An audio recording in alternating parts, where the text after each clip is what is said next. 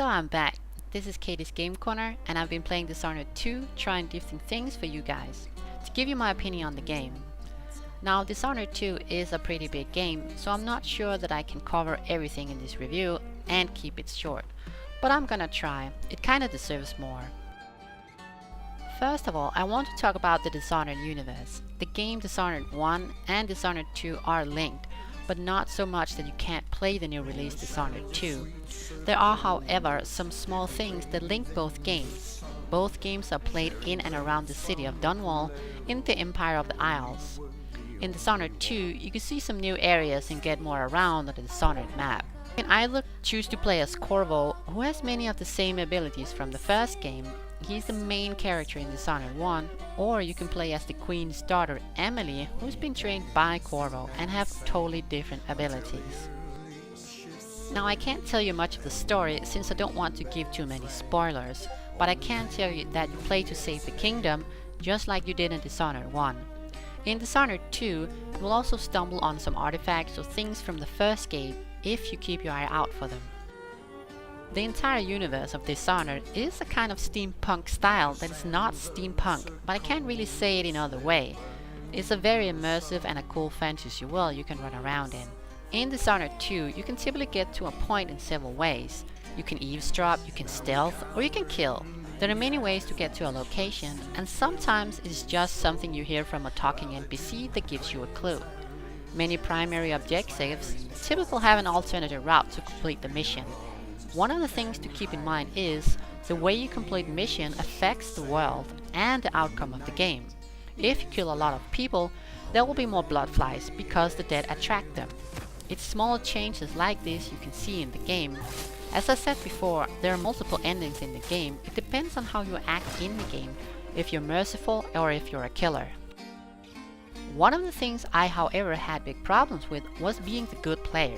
When I choked someone, they would get hacked down by other guards. Reload.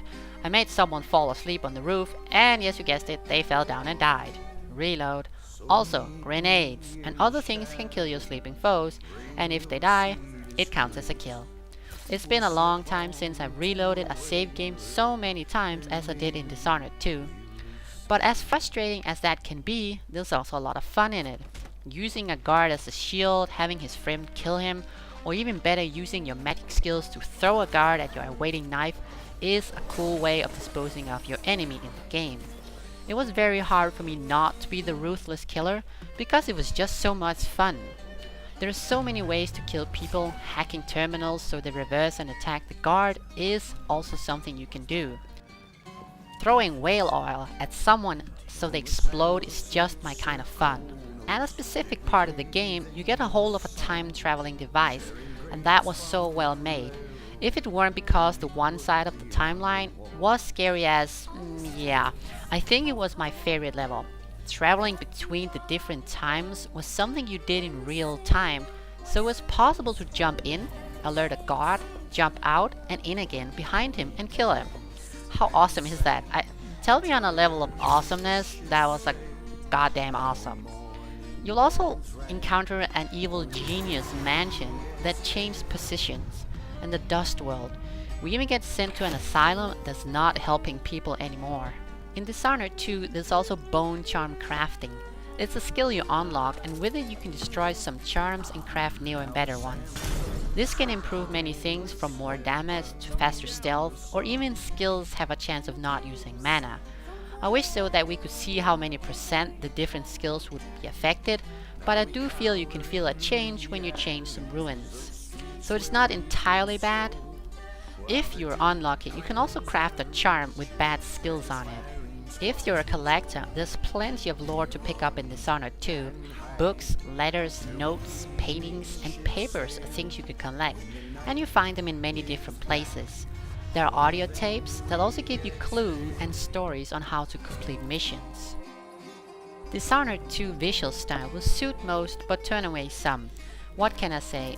Is the attention to detail and shape is amazing. The lighting on wooden floors are so very well made, and paying a little attention to the details is just something I did many times, stopping up and just looking around. The world is just so full, and you get a sense of what happened when you come into a house where someone left in a hurry or got killed. The way the map is built gives you a feeling of it being bigger than it actually is, because there are so many ways to get around and find a new open window to crawl into and look around in. I like the sound and the effect in the game. It's very fitting and does a good job of making you immersed into the game. Especially the voices and tips was something I like to listen to. Dishonored 2 has bugs. Yes, we can't get around it. There's frame rate issues, and I don't know if it's the new standard for AAA games. I'm not saying I approve or anything, but it's just how it is. I myself has this odd mouse acceleration bug where things didn't seem so smooth when I turned around. I had 3 crashes while making this review. It was not all that bad. The game saves pretty often, and you get used to doing it yourself as well. I did have some issues where I got stuck in textures or rocks, but again it was not a huge issue or anything. All in all, I had fun playing Dishonored 2. I got told a story, maybe it's a bit cliché, but it was very well told. I laughed and I killed my way to the objectives when I was not running from robots or crazy guards, dogs, witches and the likes.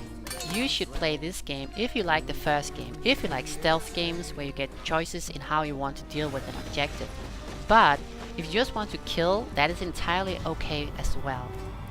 Happy hunting, and I hope you like my review. Please give me a like and a subscribe. Look around you. A crumbling island at the very edges of the void.